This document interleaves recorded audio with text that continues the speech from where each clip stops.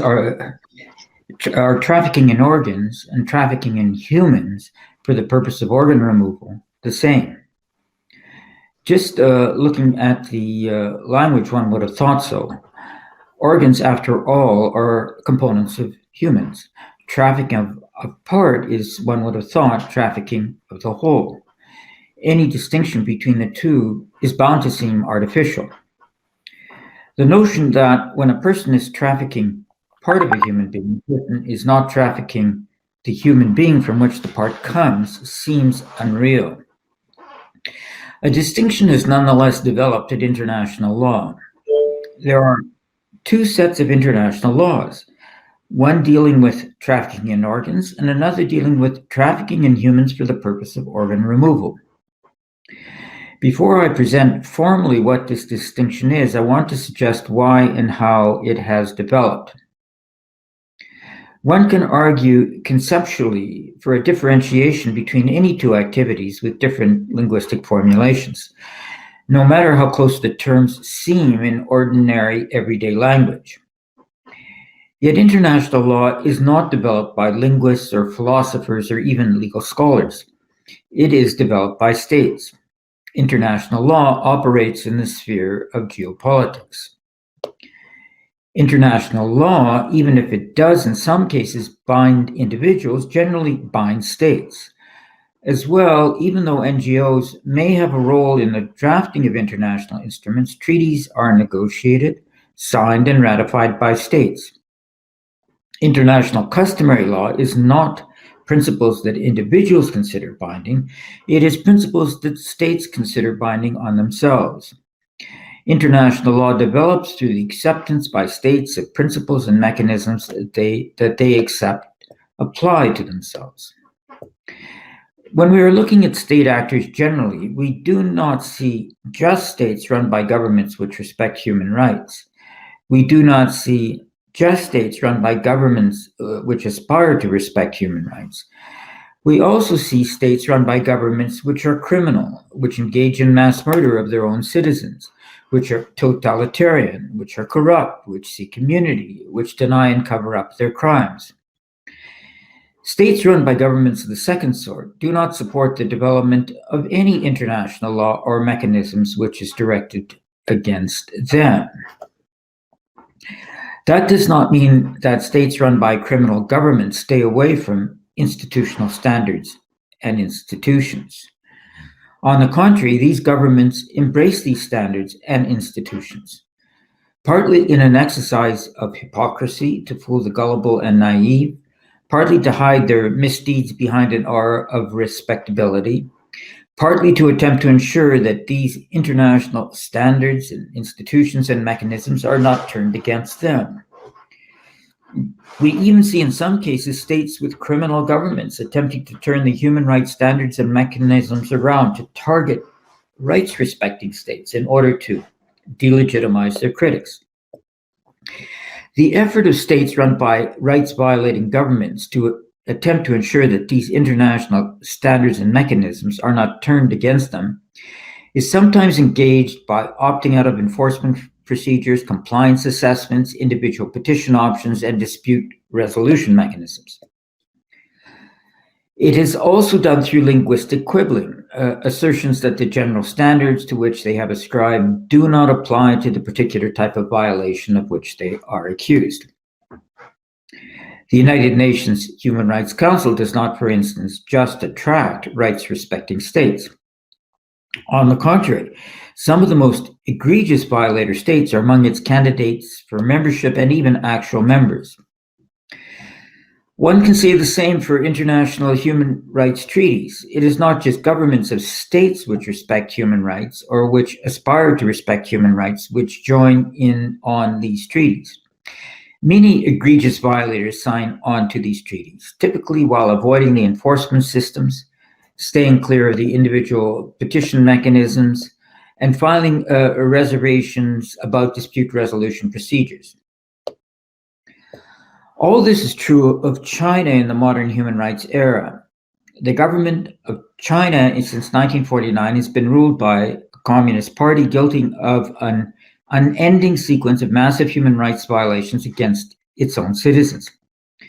Despite these atrocities, China has signed and ratified many human rights treaties. These include the Convention Against Torture, even though there is systematic torture in Chinese prisons and detention centers, and the International Convention on the Elimination of All Forms of Racial Discrimination, even though there is massive discrimination against Uyghurs and Tibetans, as well as other distinct minorities in China.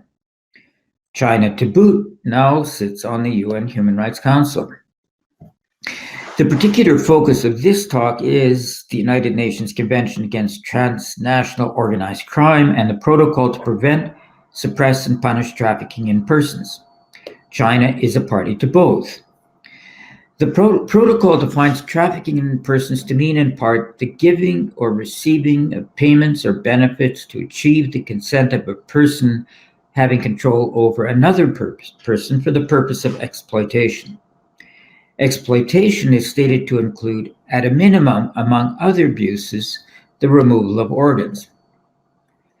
The government of China, through its prisons, detention centers, and hospitals, has been engaged in the mass killing of prisoners of conscience for their organs, mostly practitioners of Falun Gong and Uyghurs, and also, in lesser numbers, Tibetans and House Christians, primarily Eastern Lightning or the Almighty House of God.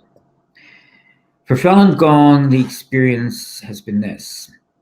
Falun Gong is a Chinese equivalent to yoga, a modern blending of traditional Chinese spiritual beliefs and exercises, begun in 1992 with the teachings of Li Hongji.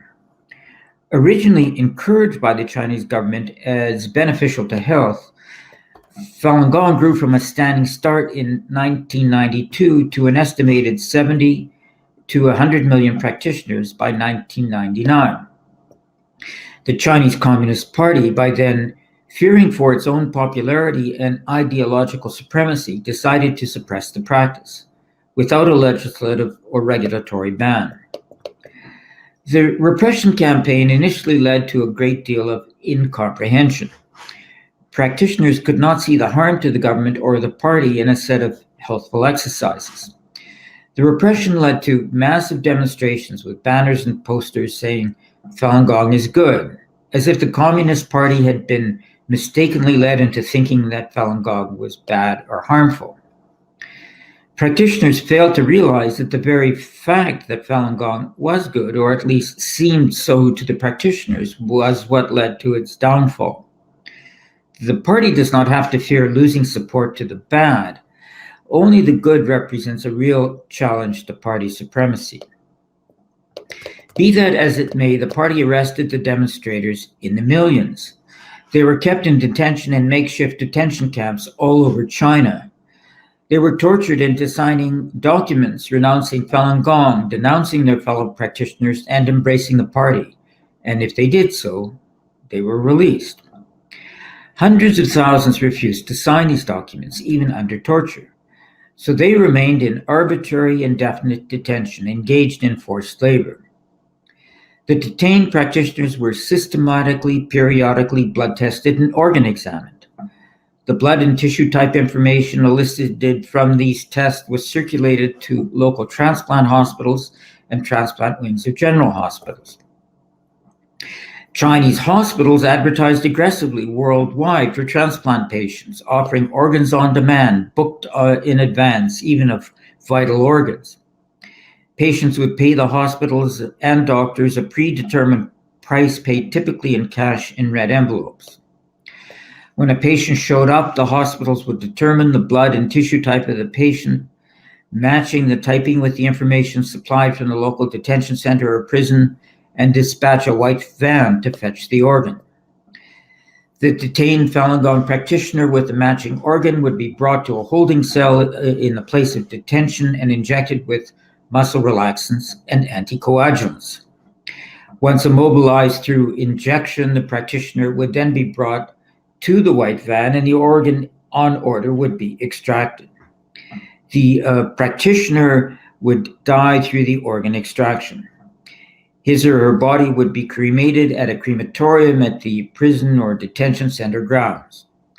The white van would transport the organ to the hospital for insertion in the patient. This process certainly looks like what the Protocol to Prevent, Suppress, and Punish Trafficking in Persons of the UN Convention Against Transnational Organized Crime describes. It is both the giving and receiving of payments to achieve the consent of the hospital and prison detention system, which has control over arbitrarily detained Falun Gong practitioners for the purpose of a particular type of exploitation, the removal of organs. There's not a plausible linguistic argument to suggest the contrary. Yet there is a very real political one. The government of China does not want to be found in violation of the protocol, nor does the UN bureaucracy itself want to run afoul of China. So the protocol is not applied. The protocol has an enforcement mechanism, but China has opted out of it. Article 15 sub 2 of the protocol provides, and I'm quoting, any dispute between two or more states parties concerning the interpretation or application of this protocol that cannot be settled through negotiation within a reasonable time shall, at the request of one of those states parties, be submitted to arbitration. If 6 months after the request for arbitration, those states parties are unable to agree on the organization of the arbitration, any one of those states parties may refer the dispute to the International Court of Justice by request in accordance with the statute of the court. The government of China appended a reservation to this protocol commitment. The reservation was, and I quote, the People's Republic of China shall not be bound by paragraph 2 of Article 15 of the protocol. Okay, so what was the UN going to do about that? The United Nations Office on Drugs and Crimes, the UN bureaucracy charged with the work of the convention and its protocols, was not going to say that China was violating the convention, but there was nothing they could do about it. They said instead that the convention did not apply to what, and the protocol did not apply to what China was doing. I and a delegation from the NGO Doctors Against Forced Organ Harvesting, an NGO with the acronym DAFO, met in Geneva in December 2013 with the Office of the United Nations High Commissioner for Human Rights to present a petition with nearly 1.5 million signatures from 53 countries and regions asking the High Commissioner, then Navi Pillay, to call upon the government of China to end immediately the forced organ harvesting from Falun Gong prisoners, to initiate an investigation which could lead to the prosecution of the perpetrators of this crime against humanity, and to call upon the government of China to end immediately the brutal persecution of Falun Gong. One of the people in the office of the High Commissioner with whom we met, one of the officials, suggested we contact the United Nations Office of Drugs and Crime in Vienna. We followed up in that suggestion on January 1st, 2014, a couple of weeks later, by contacting Mirella Damorfrahi, Civil Affairs Officer, Advocacy Section in Vienna, asking for a meeting on March 21st, 3 months away. Mirella Frahi wrote back January 30th, confirming the requested meeting. She wrote, and I quote, I'm pleased to confirm it will be possible to arrange a meeting with the UN Office of Drugs and Crime on Friday, March 21st. Please indicate your preferred time and the name of the people accompanying you. Thank you for your interest and kind regards. I wrote back to Ms. Frahi on January 31st, the next day, indicating who would attend the meeting and the preferred time. But besides myself, there was an international lawyer for DAFO from Spain and a delegation of 4, 1 lawyer and 3 doctors, including my co-panelist today, Dr. Alex Chen, then from the Taiwan Association for International Care of Organ Transplants. After our tickets had been booked on March 4th, 2014, over a month after the initial confirmation, Mirella Frahi wrote back saying, with reference to your request for meetings on 21st of March, I regret to inform you that owing to our forthcoming major commission meetings on narcotic drugs from 13th to 21st of March, it will be challenging for us to tie down a convenient time to meet. I suggest that we take contact following the commission meeting on this issue. I reached her by phone and sent a follow-up email March 12th stating our group will be in Vienna next Thursday and Friday, March 20th and 21st, and would be available to meet on short notice. On March 13th, I passed on this message from my Asian colleagues. Please let them know, that's the office, we delegates from Asia have already finalized our air tickets and lodgings in Vienna for this meeting. It would be improper to cancel this meeting on such short notice. These emails prompted a response from an unnamed superior of Ms. Frahi, who wrote to me on March 14th. Unfortunately, as Ms. Damar Frahi has indicated previously, she will not have the time to meet with you and the Asian delegation. Having already booked our tickets, we all came to Vienna. My colleagues in Taikot went to the offices of the Office of Drugs and Crime on March 21st and attempted on the spot to meet with relevant officials. This effort prompted a response the same day from Mr. Ilyas Chatzis, Chief Human Trafficking and Migrant Smuggling Section, Organized Crime and Illicit Trafficking Branch, United Nations Office on Drugs and Crime, Vienna. He wrote in part to Dr. Chen, my co-panelist, I would like to thank you for your message and for the interest in our work. I understand that you have been trying to reach me today. A meeting would not be productive, as my section's work does not include what you refer to as organ harvesting, nor the other issues covered in your email. My section covers the UN protocols on trafficking in human beings and on migrant smuggling. I'm sorry I cannot be more helpful at this stage. Well, to me, that seemed pretty straightforward. However, I thought I'd better get clarification from the person in charge. I then wrote to Yuri Fedotov, Executive Director of the UN Office of Drugs and Crime, on July 30th, asking for clarification. I wrote, as a result of the exchange of the email attached between Mr. Ilyas Chatzis and Dr. Alex Chen, which has been drawn to my attention, I request from the office a clarification. Does the office take the position that transplant tourism and the sourcing of organs from non-consenting persons for sale are subject matters that fall within the subject of the protocol, do not fall within the scope of the protocol, or does the office take no position on these matters? On August 8th, 2014, on behalf of Mr. Fedotov, Mr. Tofik Murshudli, officer in charge of the Organized Crime and Illicit Trafficking Branch of the Office of Drugs and Crime, responded by quoting extensively from the protocol, but saying nothing more. His response amounted to a lot of words saying nothing. So we are left with the response just quoted of the chief of the human trafficking section of the office, that the scope of the protocol and the work of the office, and I quote again, does not include transplant tourism and the sourcing of organs from non-consenting persons for sale. Yet the office elsewhere, the Office of Drugs and Crime, has said the exact opposite. The United Nations Office of Drugs and Crime website, at least until March 7th of this year, a few days ago, equated organ trafficking with trafficking in organs for the purpose of organ removal. If you go to the UN website for the office, the opening page gives the viewer the option of a list of topics. One of the topics on the list is organized crime. If the viewer clicks on that option, the viewer is taken to a web page which again offers the viewer a number of choices.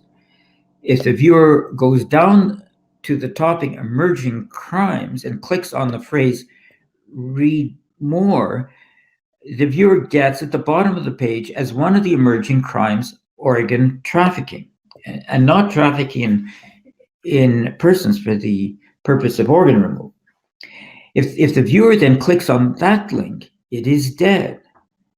If the viewer goes to Google and searches organ trafficking, United Nations Office of Drugs and Crimes, the link states 404, the number 404, with a bunch of question marks. Now, 404 is a code for an error message, meaning page not found. The Google search for the same material provides a cached page, a snapshot of the page as it appeared on March 7th, and not today. The page has the title, Organ Trafficking, and not trafficking in humans for the purpose of organs. The page uses the phrases trafficking in persons for the purpose of organ removal and trafficking in organs interchangeably. This cached entry states, and I quote, "Demand for organs has outstripped supply, creating an underground market for illicitly obtained organs. Desperate situations of both recipients and donors creates an avenue ready for exploitation by international organ trafficking syndicates. Traffickers exploit the desperation of donors to improve the economic situation of themselves and their families, and they exploit the desperation of recipients who may have few other options to improve or prolong their lives." One factor that is distinct in this form of trafficking in persons, here, as you can see, trafficking in persons is used and not organ trafficking, is the profile of culprits. While some may live solely from criminal trafficking activities, others may be doctors, nurses, ambulance drivers, and healthcare professionals who are involved in legitimate activities when they are not participating in trafficking in persons, again used for the purpose of organ removal. The Trafficking in Persons Protocol supplementing the Transnational Organized Crime Convention includes trafficking in persons for the purpose of organ removal. Trafficking in persons for the purpose of organ removal was on the agenda of the Working Group on Trafficking in Persons established by the Conference of Parties to the Organized Crime Convention at its fourth session from 10th to 12th October 2011. The working group recommended that states make better use of the Convention and Trafficking in Persons Protocol in combating trafficking in persons for the purpose of organ removal.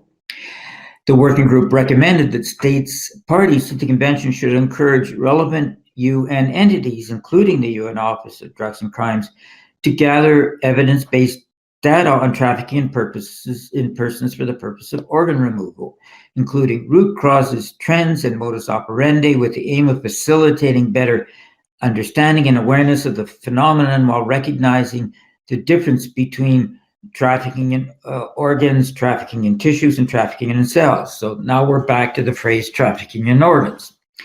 The working group also requested that the UN Office in Drugs and Crime develop a training module against trafficking in persons for the purpose of organ removal and provide technical assistance, especially in regard to investigation, exchange of information, and international legal cooperation. To the same effect, and equally puzzling, is an introductory statement from the Secretariat of the Office of UN Drugs and Crime to the 10th session of the Conference of the Parties to the UN Convention Against Transnational Organized Crime, held October 12th to 16, 2020, just a few months ago. The introductory remarks made on October 14th for Agenda Item 3, other serious crimes as defined in the convention, including new forms and dimension of transnational organized crime, had these comments, and I quote, "Serious crime is defined in Article subparagraph B of the Organized Crime Convention.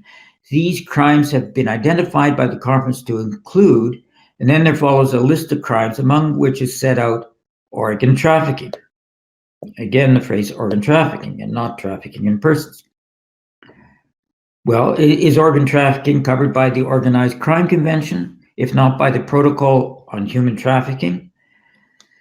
Lest one thinks of organized crime as a non-state activity, I draw your attention to the conclusion of the China Tribunal that China, under the control of the Chinese Communist Party, is a criminal state.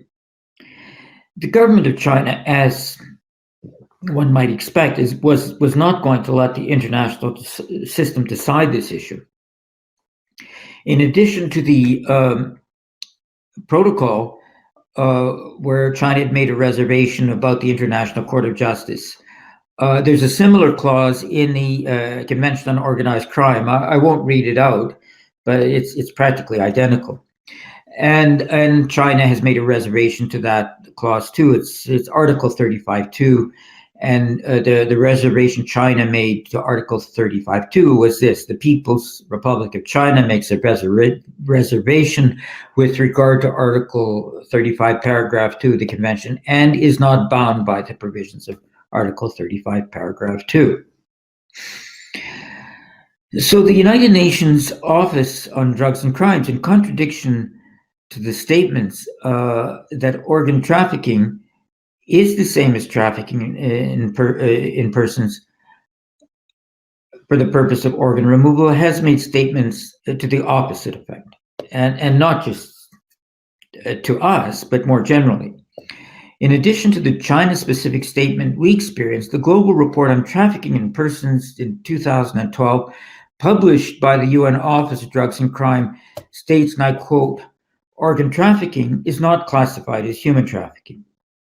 For an act to be considered trafficking in persons, a living person has to be recruited by means of force or deception for the exploitative purpose of removing an organ. There's a large gray area between illicit organ donations and trafficking of persons for organ removal." The UN Office on Drugs and Crime also, in an assessment toolkit produced in 2015, wrote, and I quote, "Trafficking in persons for organ removal does not encompass the term trafficking in organs or organ trafficking." So the position of the UN Office on Drugs and Crime appears to be this: that organ trafficking and trafficking in humans for the purpose of removal of organs, those two concepts are maybe one and the same, and maybe not. When it comes to China, they are certainly different. When it comes to China, organ trafficking is not included in human trafficking for the purpose of removal of organs. Moreover, because China has opted out of the relevant disputes resolution mechanisms, there's no mechanism to determine within the Office on Drugs and Crime system, there's no mechanism to determine which interpretation is correct. So that, of course, is an unsatisfactory state of affairs, and the question becomes what is to be done about it. The United Nations itself, through the Office of the Secretary General, proposed a solution. The UN, through the Office of the Secretary General, produced a joint paper with the Council of Europe in 2009, noting that trafficking in organs and trafficking in human beings for the purpose of removal of organs, and I quote, "are frequently mixed up in public debate and in the legal and scientific community." And they added, "this leads to confusion." Well, as we can see. The 2009 study concluded that there was a need to adopt an internationally agreed definition of trafficking in organs set out in a legally binding international instrument. And that happened.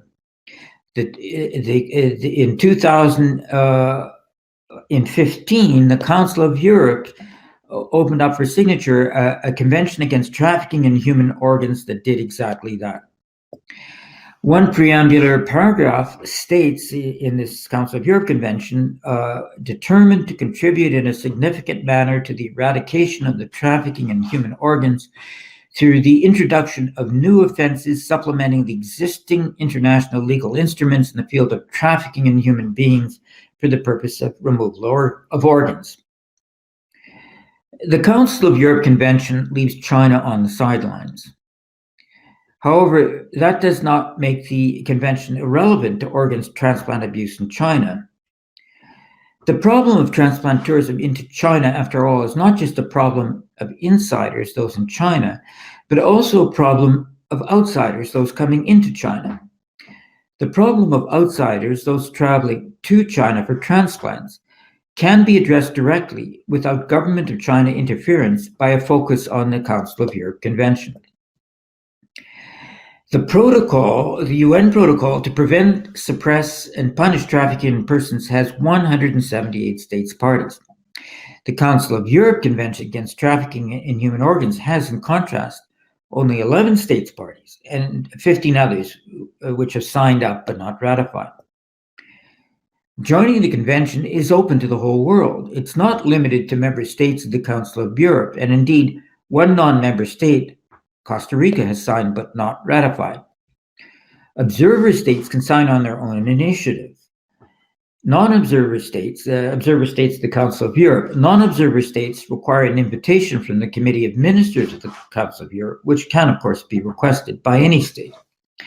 In addition to Costa Rica, Canada, the US, Mexico, and the Holy See are states parties, are observers, not states parties, are observers to the Council of Europe.